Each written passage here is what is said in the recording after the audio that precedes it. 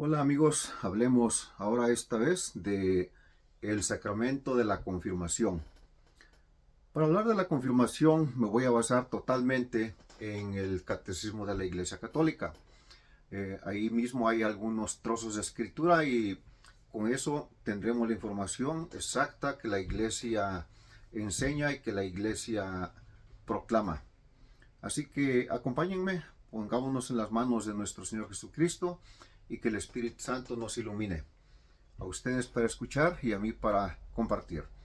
En el nombre del Padre, del Hijo y del Espíritu Santo. Amén. Dios te salve María, llena eres de gracia. El Señor está contigo. Bendita eres entre todas las mujeres y bendito es el fruto de tu vientre Jesús. Santa María, Madre de Dios, ruega por nosotros los pecadores, ahora y en la hora de nuestra muerte. Amén. En el nombre del Padre, del Hijo y del Espíritu Santo. Amén. Pues bien, hace unos días, no sé, tal vez una semana, que publiqué un video sobre la catequesis del bautismo. En esa ocasión no pude cubrir este sacramento que es la confirmación, pero ahora, gracias a Dios, lo vamos a hacer. La confirmación, comencemos diciendo que es un sacramento importante que precede a la celebración a la confirmación. Hay un evento importante que precede a la confirmación y es importante que lo hablemos. Miren, antes de que una persona sea confirmada, el aceite del Santo Crisma debe de ser consagrado por el obispo. Ese aceite lo consagra el obispo en la misa crismal, o sea, donde los sacerdotes renovan sus votos sacerdotales y se celebra el Jueves Santo. Como ya indiqué en otra ocasión, hay lugares en que se celebra en otro día de la Semana Santa. Diócesis de Phoenix lo celebra el Lunes Santo. En el rito romano así sucede, pero en el rito oriental, en las iglesias del rito oriental, lo bendice el patriarca. ¿Ok? Ellos tienen su patriarca que bendice el santo aceite. Y tienen un proceso poquito diferente al de nosotros para la celebración del rito. Y lo voy a explicar un poco más tarde. Voy a leerles un poquito de lo que dice la liturgia de Antioquía, que es la que utiliza la iglesia oriental. Dice: la liturgia de Antioquía expresa así la epiclesis de la consagración del Santo Crisma, mirón, con una Y, mirón. Padre, envía tu Espíritu Santo sobre nosotros y sobre este aceite que está delante de nosotros y conságralo, de modo que sea para todos los que sean ungidos y marcados con él,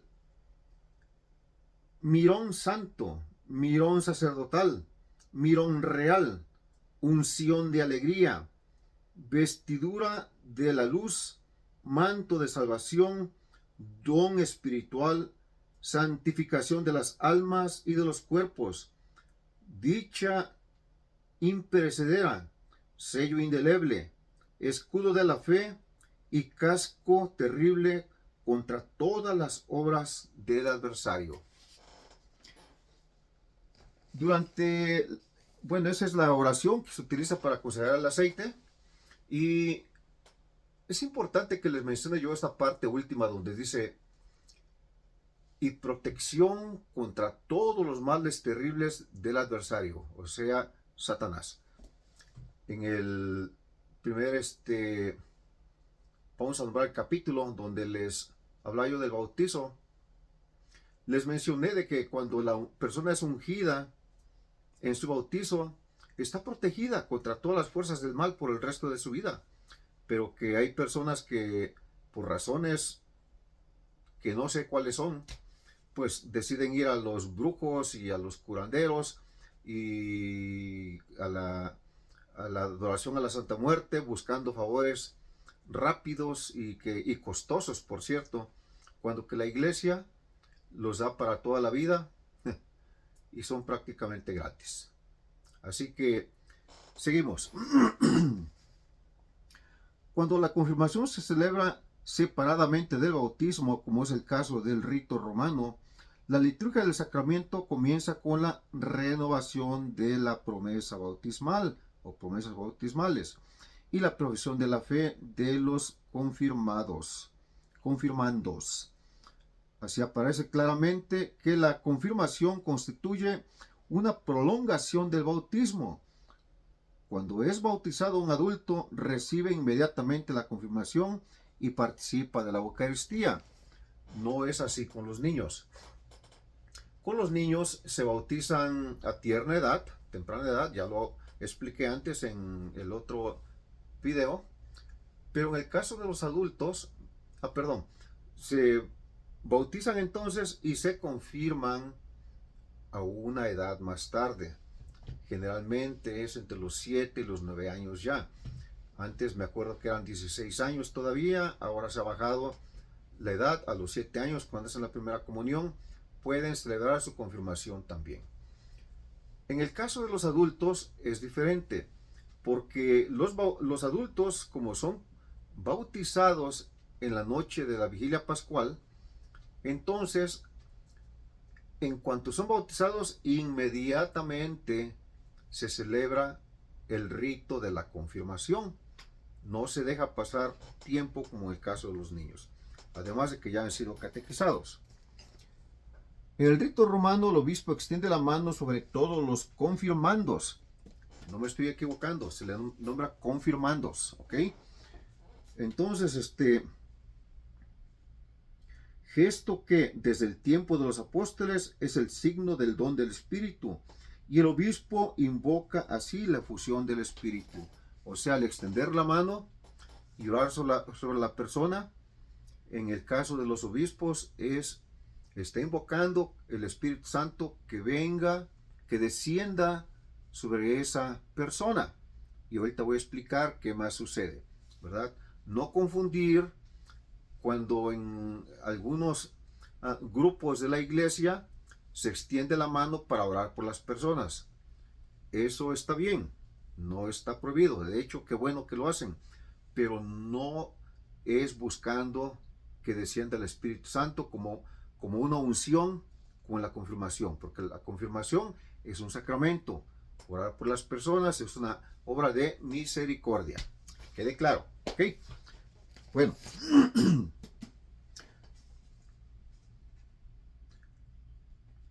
El obispo hace esta oración: Dios Todopoderoso, con las manos extendidas sobre el confirmando, ¿ok? Dios Todopoderoso, Padre de nuestro Señor Jesucristo, que regeneraste por el agua y el Espíritu Santo a estos siervos tuyos y los libraste del pecado, escucha nuestra oración y envía sobre ellos el Espíritu Santo Paráclito. Llénalos de espíritu de sabiduría, de inteligencia, de espíritu de consejo y de fortaleza, de espíritu de ciencia y de piedad, y cólmalos del espíritu de tu santo temor. Por Jesucristo nuestro Señor. Amén. Bueno, aquí escuchamos cómo el obispo, al extender la mano, ora por ellos y pide los 7 dones del Espíritu Santo. Ahora, el Espíritu Santo regala cuantos dones quiere dar y a quien Él se los quiere dar. Pero en ese momento de la confirmación es el momento culmen en que se pide esa unción del Espíritu Santo. ¿Ok? Esos dones se reciben de una manera tal que muchas veces, una vez recibida la confirmación, la persona experimenta una sensación diferente en su vida. No es externa, es interna. Si fuera externa, no sería de Dios posiblemente, pero es interna. ¿Ok? Vamos a seguir leyendo. Ahora voy a leer del numeral 1300. Sigue el rito esencial del sacramento. En el rito latino, el sacramento de la confirmación es conferido por la unción del Santo Crisma en la frente. Ahora bien, el rito latino es en el que pertenecemos nosotros. Oiga, diácono, ¿qué no hace un rato dijo que el rito romano? Sí, el rito romano es el rito latino, ¿ok? Es el mismo. Lo conocemos por los dos nombres y está bien.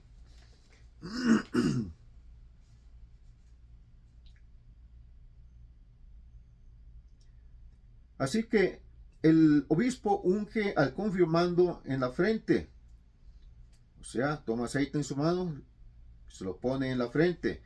Y con estas palabras recibe por esta señal el don del Espíritu Santo. En las iglesias orientales de rito bizantino, la unción del mirón se hace después de una oración de epiclesis sobre las partes más significativas del cuerpo, la frente, los ojos, la nariz, los oídos, los labios, el pecho y la espalda, las manos y los pies, y cada unción va acompañada de la fórmula Signaculum Doni Spiritus Sancti, sello del don del Espíritu Santo. ¿Notan la diferencia? En el rito latino, el obispo unge la frente del confirmando con el Santo Crisma. Y en el rito oriental se unge la frente, la nariz, la boca, los oídos, o sea, los labios, no la boca, pero los labios, el pecho, la espalda, los pies, las manos. O sea, es una unción bastante amplia y bastante buena, por cierto, muy bien, ¿verdad? Ahora bien, el final de su oración de ellos es sello del Espíritu Santo. ¿Ok? Ahorita enseguida vamos a hablar de ese sello. ¿Qué cosa es lo que es? El beso de la paz con el que concluye el rito del sacramento significa y manifiesta la comunión eclesial con el obispo y con todos los fieles. Ese rito poco a poco ha ido perdiéndose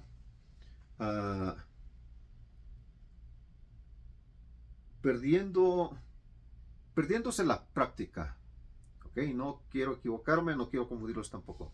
O sea, ya no vemos tanto a los obispos dar un beso en la mejilla a los confirmandos. Un tiempo después, hace un tiempo se reemplazó con una pequeña bofetada sobre la mejilla del confirmando. ¿Ok? Eso también muchos obispos me he dado cuenta que ya no lo hacen. Simplemente saludan de la mano a el confirmando, sea hombre o mujer. ¿Ok? Y yo creo que el efecto en sí es el mismo. Es el mismo porque la intención está ahí y el efecto en realidad viene siendo el mismo. Los efectos de la confirmación. Importante. De la celebración se deduce que el efecto del sacramento de la efusión especial del Espíritu Santo, como fue concedida en otro tiempo a los apóstoles el día de Pentecostés. Miren, en el capítulo 2, me parece, del hecho de los Hechos de los Apóstoles, es donde vemos, leemos acerca de la manifestación del Espíritu Santo. O sea, cuando los apóstoles están reunidos en oración en compañía de la Virgen María y otras mujeres. Perdón. Y el Espíritu Santo, cuando salen los apóstoles ahí a la plaza, leemos en la Escritura que se manifiesta en formas de lengua de fuego y se posa sobre cada uno de ellos. Y qué interesante, ¿no? Lenguas de fuego. Y los apóstoles reciben el don de hablar en lenguas extranjeras, o sea, idiomas diferentes. Tanto así que habiendo feligreses de diferentes países hablando diferente idioma, todos escuchaban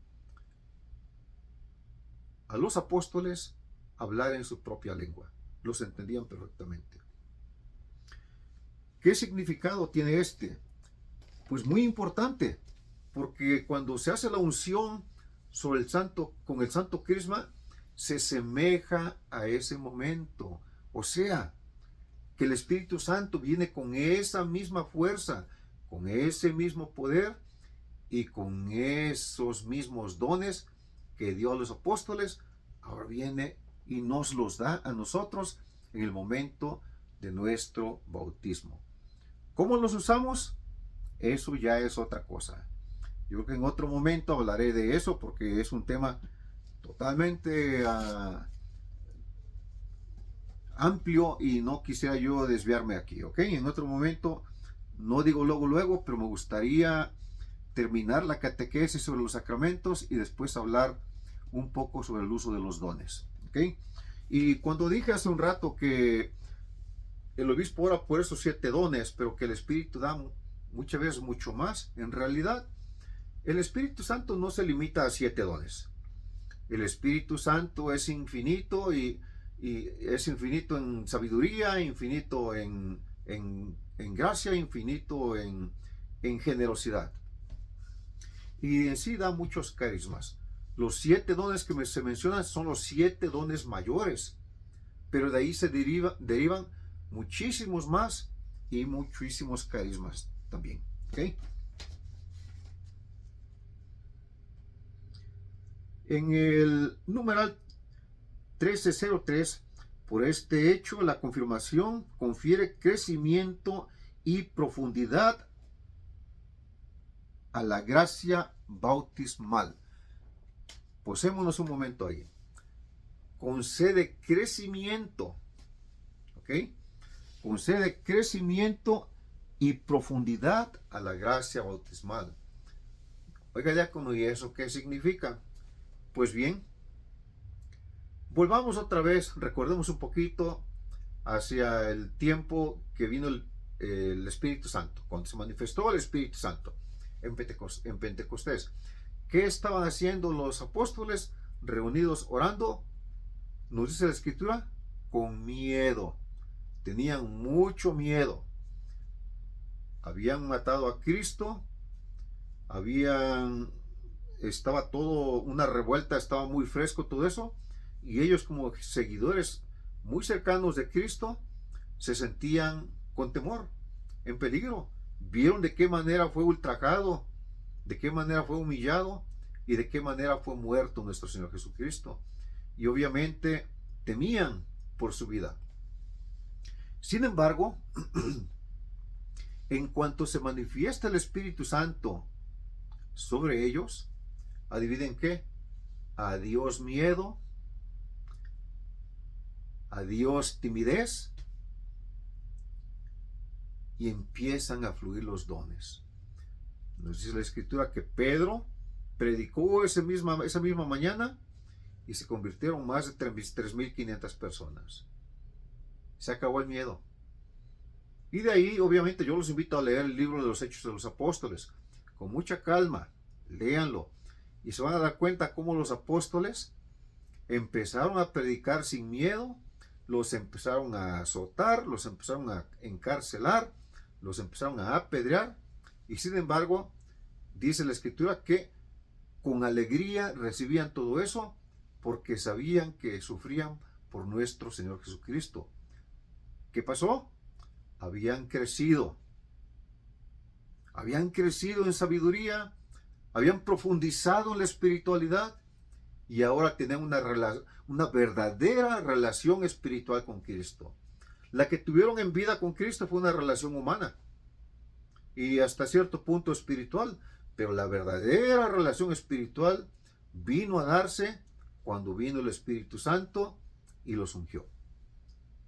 Imagínate, qué bendición tan grande, que esa misma unción y bendición recibimos el día de nuestra confirmación.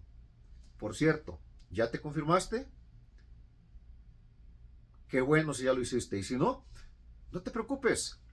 Ve a tu parroquia, habla con el sacerdote o con la persona encargada de la preparación de los sacramentos y dile cuál es tu situación. Explícale y ver si es posible que puede recibir la confirmación. Ahora explico por qué sí puedes. ¿Ok? Lo que sucede es que el sacramento se necesita recibir, en este caso estoy hablando de la confirmación, y de hecho todos en un estado de gracia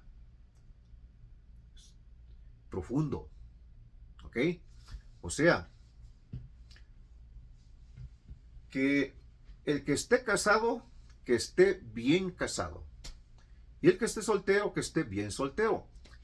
Yo creo que eso me lo entendieron muy bien y si no lo voy a explicar. No puede recibir el sacramento de la confirmación ni ningún otro sacramento una persona que está viviendo en, eh, eh, en amaciato o unión libre, como le dicen ahora, ¿okay? Unión sin compromiso, ¿verdad? Amigos con derechos. No. Personas así no pueden recibir el sacramento. ¿Por qué? Porque están en un estado de pecado que por alguna razón no se han casado. Y es importante que si ya son personas que tienen una pareja, pues sacramentalicen su unión para poder recibir tan preciado sacramento. ¿Ok? En el caso de los jóvenes, también se pide que los jóvenes, pues, como dije, si son solteros, bien solteros, o sea, nada de andar por ahí, nada de andar por ahí con sus amiguitas con derechos y cosas así. Ya me entendieron lo que quiero decir. ¿Ok? Así que si necesitan, vayan y hablen. Y si les dicen que no se puede, posiblemente hay algo de lo que yo les estoy diciendo. Tienen que ser honestos cuando vayan y hablen con el párroco o con la persona delegada por el párroco. ¿Ok? ¿Por qué? Para no cometer un pecado mayor al que ya están cometiendo, si así fuera el caso. ¿Ok? Ahora, ¿quién puede recibir la confirmación? Toda aquella persona que ya ha sido bautizada y que pide recibir el bautismo, la confirmación, que desea recibirla. Esas personas son candidatas mientras tanto cumplan con los requerimientos. Los requerimientos que pone la iglesia no son para hacerle la vida difícil a la gente. No. La Santa Madre Iglesia es maestra y al mismo tiempo es cuidadora. Nos cuida y nos protege. Y lo que no quiere es que suframos un daño espiritual al estar recibiendo los sacramentos de una manera indigna, porque como dijera el apóstol San Pablo, por ahí la carta a los Corintios en la primera, todo aquel que come y bebe indignamente el cuerpo y la sangre del Señor, para su propia condenación, come y bebe. O sea, no solamente porque es un sacramento, vamos a decir que es un acto de magia. No, los sacramentos no son un acto de magia. Los sacramentos es algo totalmente real, obviamente espiritual, pero es que nuestra jornada es espiritual.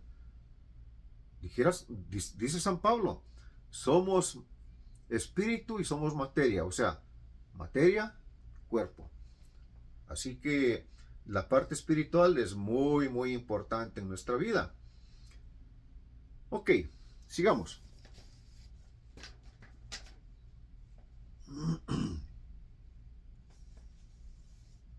El 1303.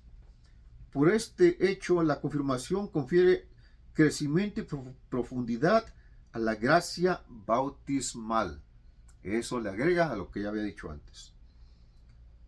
Nos introduce más profundamente en la filiación divina que nos hace decir Abba, Padre. Lo encontramos en Romanos 8:15. Nos une más firmemente a Cristo. O sea, acuérdense, En el bautismo les decía yo que a través del sacramento, de ese sacramento nos hacemos hijos adoptivos de Dios, hermanos de Jesucristo. Con la confirmación nos une más profundamente a Él. ¿Ok? Aumenta en nosotros los dones del Espíritu Santo. O sea, ya desde el bautismo recibimos dones. Recibimos dones y carismas en el bautismo. Pero en la confirmación se aumentan esos dones. Qué hermoso, qué precioso, la verdad. Hace más perfecto nuestro vínculo con la iglesia. Wow. Nos hace tener una relación más estrecha con la iglesia. Obviamente hay que fortalecer ese vínculo. Hay que participar. Hay que asistir a la Santa Misa los domingos, entre semana, cada vez que sea posible. Hay que orar. Hay que confesarse cuando sea necesario. Hay que recibir la Sagrada Eucaristía tan seguido como sea posible. Y vivir santamente nuestro matrimonio, si ya estamos casados por la iglesia.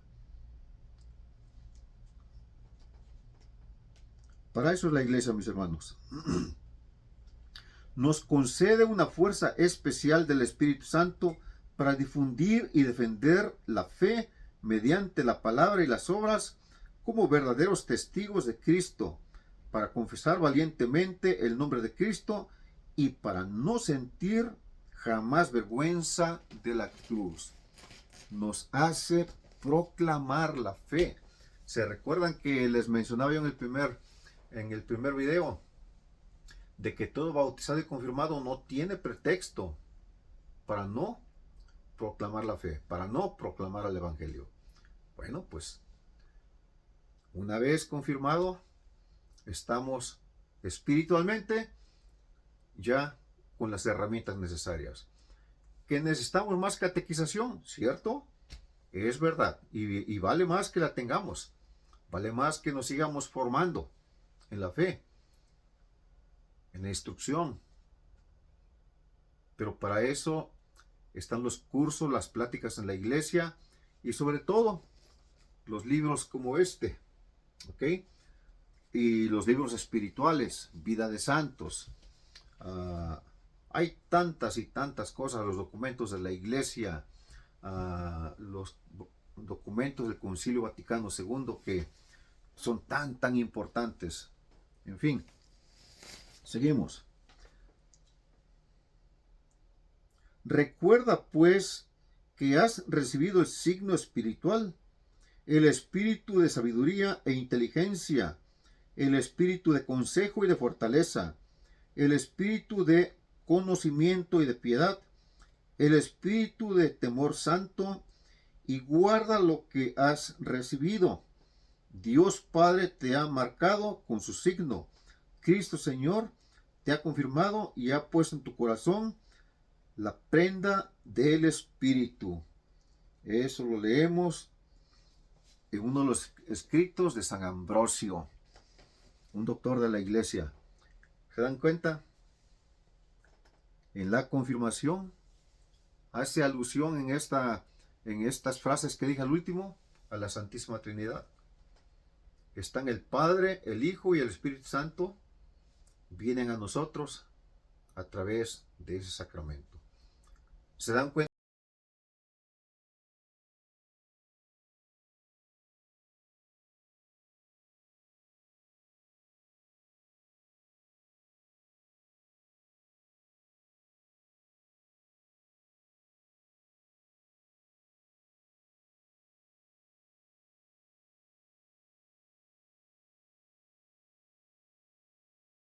Puede apartar del amor de Dios. ¿Qué me apartará del amor de Dios? El hambre, el frío, la desnudez, la pobreza. San Pablo, diciéndonos eso. Nada de eso me puede apartar del amor de Dios, concluye diciendo. Qué hermoso es. Yo me alimento mucho de la Escritura. quisiera contagiarles esa hambre por la Escritura. Es ahí donde nos alimentamos mucho en la sabiduría. Dios fomenta la sabiduría. El Espíritu Santo te ilumina para que lo hagas. Déjenme les cuento una breve historia. Es un breve testimonio, no es el testimonio grande que tengo, pero déjenme les decir una cosa. Yo no leí la Biblia hasta los 33 años. Más antes no la leí. Más antes me recuerdo que mi mamá me decía, ándale, aquí está la Biblia, léela. No. De hecho discutíamos porque yo no quería leerla y no la leía yo, ¿verdad? Pero cuando ya Dios vino y cambió mi vida, claro que fue un error, y un error muy grande. Además de que le causaba yo posiblemente pena y dolor a mi mamá, por seguro, ¿verdad? Pero cuando el Señor cambió mi vida y me dio esta hambre tan grande por su santa palabra, por conocer de la iglesia, mis hermanos, yo me bebía libros enteros de la Biblia. No entendía yo nada, pero no se me quitaba ese apetito de leer la Sagrada Escritura. Hasta que un día el Señor me regaló la sabiduría para entender mucho de la Escritura. No puedo decir que lo sé todo, pero por obra y gracia del Espíritu Santo, soy un gran conocedor de la Biblia. La gloria es para Dios. No tengo ningún crédito yo ahí. ¿Dónde recibí todas esas gracias y dones? Allí, en el bautismo, la confirmación, en la Sagrada Eucaristía, en el sacramento de la reconciliación o confesión, que nos limpia y nos purifica, el cuerpo y la sangre de Cristo que nos nutre, nos fortalece y nos ayuda a crecer. Mis hermanos, aunque estemos enfermos, si Dios está con nosotros, pues la enfermedad no nos aparta de Dios. Al contrario, nos puede hacer más fuertes. ¿Tristes? Bueno, llegan momentos de tristeza, a mí en su momento me llegaron, pero tristeza en ese tiempo de mi vida, no. Más bien alegría y agradecimiento a mi Señor, porque me permite vivir esos sacramentos que fueron conferidos sobre mí. Y eso es lo que yo quisiera transmitirle a ustedes. Es lo que yo quisiera que ustedes recibieran también si es que no lo tienen. Porque los dones ya los tienen, si ya tienen los sacramentos. Pero ahora hay que activarlos. Un ejemplo que pongo yo muchas veces al hablar de esto en grupos de la iglesia, les digo que los dones es como ir al gimnasio. ¿Ok? Practicar en el gimnasio, vamos a decir que una persona que nunca va al gimnasio, que no hace ejercicio ni nada, y ya tiene por ahí sus 18, 20 años o más, esa persona, pues, a lo mejor tiene buena condición física, nadie lo puede dudar, pero musculatura generalmente no tiene. Hay personas que de suyo son musculosas, pero si no hace ejercicio la persona, créanme que nomás no. Pero empieza a ir al gimnasio, empieza a ejercitarse y en unas cuantas semanas notamos una gran diferencia en su físico. Mucha gente dice, mira cómo le salieron músculos. No, no le salieron músculos. Los músculos ya estaban. Se le desarrollaron, que es otra cosa. ¿Ok? Con el ejercicio físico se desarrollan los músculos que de por sí ya tenemos. En la fe, espiritualmente, tenemos los dones, pero al no ejercitarlos, pues estamos flacos y debiluchos espiritualmente. En cuanto comenzamos a utilizar esos dones, alimentarnos, como acabo de describir hace unos momentos, créeme que espiritualmente te pones bien robusto. Y puedes estar débil físicamente, pero el espíritu estará fuerte. ¿Qué sucedió en el capítulo 4 del Evangelio de San Mateo, en las tentaciones de Cristo, cuando Cristo fue tentado en el desierto por Satanás. Nos dice la Escritura que estuvo ahí 40 días y 40 noches, orando y ayunando, sin comer ni tomar nada. Cuando estaba débil, vino Satanás a tentarlo. Fíjate, detalle importante. Cuando estaba débil, vino Satanás a tentarlo. Si estás lleno de tentaciones, lo más probable es que estás bien débil espiritualmente. ¿Y qué chasco se llevó Satanás con Cristo? ¿Por qué?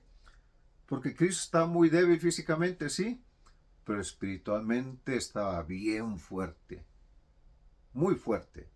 Y cuando Satanás lo pone a prueba, mira, como él sabía que tenía hambre, mira, convierte estos panes, estas piedras en panes.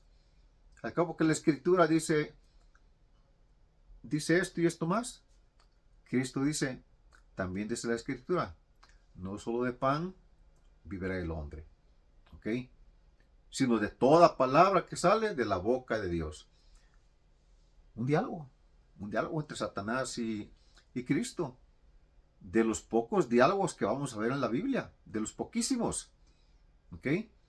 Pero Cristo le contesta con la Escritura porque Satanás lo estaba tentando con la Escritura.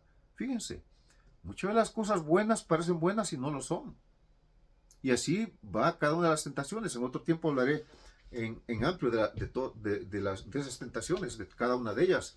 El punto aquí es que cada una de las tentaciones, que tírate de aquí y a los ángeles te levantarán, te regalaré todo eso, que los reinos de todo el mundo que ves allá abajo serán tuyos si te hincas y me adoras. ¿Y Cristo qué le contesta? Solo al Señor tu Dios adorarás. ¿Cómo estamos nosotros espiritualmente? ¿Adoramos a Dios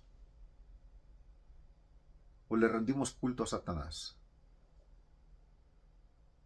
Una buena pregunta. Contéstatela. Contéstela y ojalá que esto te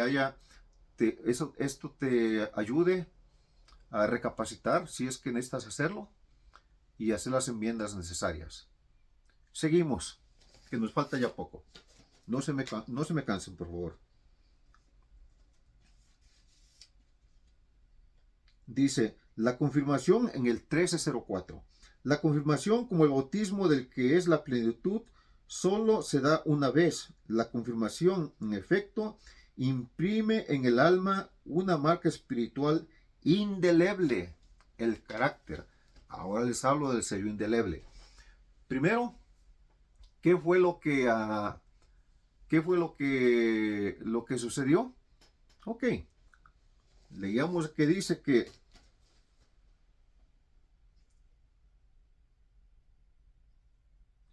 el bautismo y la confirmación se dan una sola vez. Ya lo expliqué en el otro capítulo anterior. Así que, pero ese sello indeleble, el carácter, no es el carácter de ser enojón o no enojón, no. Un carácter espiritual que se imprime, es una palabra muy grande, es impreso en el ser de la persona. Y es un sello indeleble porque no deja ninguna marca. No es como que vas a tener un tatuaje por ahí. No. Dios pone su marca en ti y esa marca no te la quita nadie. Solamente el diablo la va a reconocer. Cuando trate de tentarte, sabe que la tienes.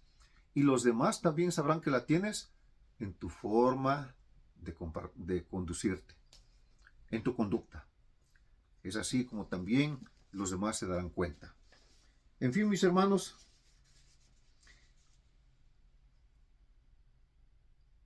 el confirmando recibe el poder de confesar la fe de Cristo públicamente, o sea, ya no se avergüenza de hablar de Cristo. Y como en virtud de un cargo quasi ex officio, o sea, ya tiene un cargo, ahora necesita desempeñar ese cargo, ser un profeta del Señor, ser un sacerdote del Señor, del sacerdocio del sacerdocio común, del sacerdocio común. Ser un rey como Cristo.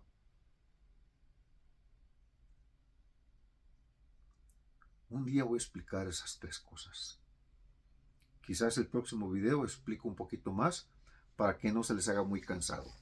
Mi propósito es que mis videos tengan un máximo de unos 45 minutos para que no se les hagan muy aburridos. ¿Ok? Veamos. Para recibir la confirmación es preciso encontrarse en estado de gracia. Ya cubrimos esa parte.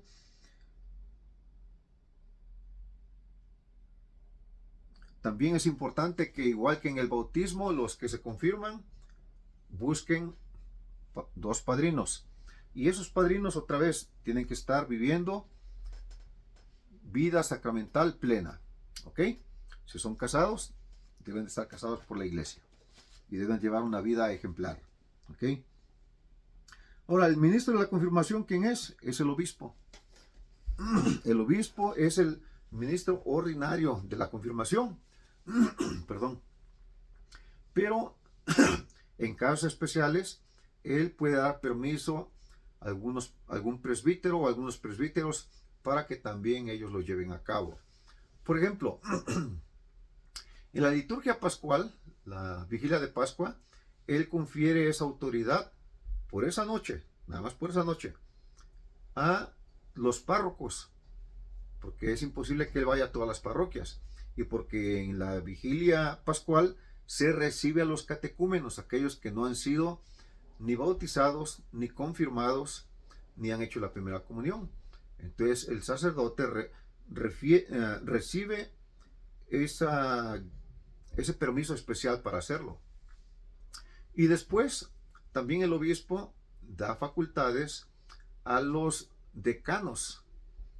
Los que saben que es un decano me entienden muy bien. Los que no saben, les puedo decir que son, brevemente, son sacerdotes encargados de una área, cierta área de la parroquia, donde ellos están en contacto trabajando con los demás sacerdotes de esas parroquias, representando al obispo. Y durante las confirmaciones, la época de confirmaciones que viene siendo después, durante y después de la Pascua, entonces ellos van y asisten en las diferentes parroquias. Dependiendo del tamaño de la diócesis, es como ellos necesitan estar asistiendo al obispo. Les doy por ejemplo, en la diócesis de Phoenix, es una diócesis que cuenta con más de 90 parroquias. Es imposible para el obispo ir a todas esas parroquias. Además, algunas parroquias hacen dos celebraciones, no hacen una sola. ¿Por qué? Porque tienen tantas personas viniendo a recibir los sacramentos. Entonces, él da facultades a los decanos, que aquí cada diócesis tiene diferente número de decanos. Por ejemplo, aquí la diócesis de Phoenix tiene mínimo 8, entre 8 y 10 aproximadamente. Bueno, esos decanos asisten al obispo en las confirmaciones y de esa manera pues es un poquito más fluido. Pueden llevar a cabo las confirmaciones durante el verano, ¿verdad? Porque aquí a veces hay que viajar largas distancias para llegar a todas las parroquias, y pues por eso también en esas distancias largas el obispo tiene un decano que se encargue de esa área. ¿Ok?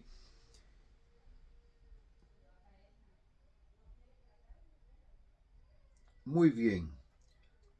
¿Qué más se me quedó? Yo creo que ya básicamente cubrí todo lo que necesitaba cubrir de acuerdo al catecismo de la iglesia. Solamente les voy a contar una breve historia, mis hermanos.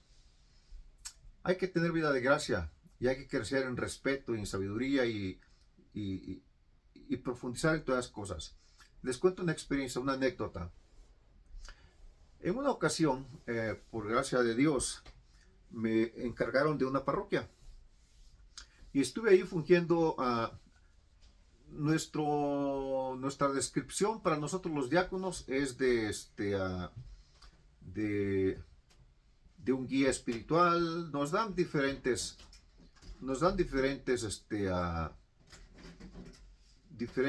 descripciones, como el diácono encargado, por ejemplo. Pero en sí desarrollamos la función de un párroco. Canónicamente no podemos serlo porque somos diáconos, no somos sacerdotes, ¿verdad?